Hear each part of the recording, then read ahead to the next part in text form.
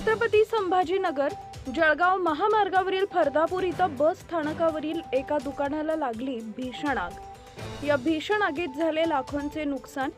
अग्निशमन दलाची गाडी उपलब्ध नसताना आग विझवताना झाली मोठी तारांबळ। ही बातमी आहे फरदापूर प्रतिनिधी प्रवीण तायडे यांच्याकडून। छत्रपती संभाजीनगर जळगाव महामार्गावर असलेल्या जगप्रसिद्ध अजिंठा लेणी जवळील फरदापूर इथं बस स्थानकालगत एका दुकानाला दिनांक 24 मार्च 2026 रोजी दुपारच्या सुमारास भीषण आग लागल्याची घटना घडली असून या आगीत दुकानदाराचे लाखोचं नुकसान झालंय। आगीचे एवढे प्रचंड लोळ होते तिथं भिजवताना नागरिकांना नाकी दम आले। मात्र या परिसरात अग्निशामक दलाची व्हॅन उपलब्ध नसल्यामुळे आग आटोक्यात आणण्यासाठी मोठ्या अडचणींचा सामना करावा लागलाय।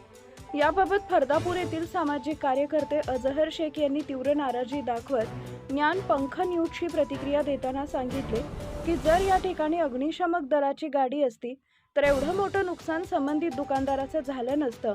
त्यामुळे माझी या प्रशासनाच्या विरोधात मोठी नाराजी आहे।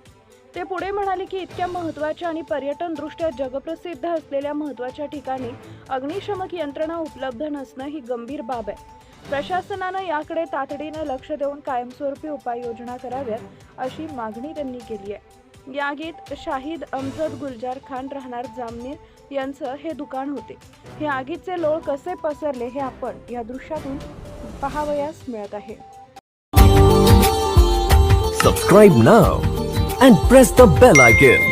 Never miss an update.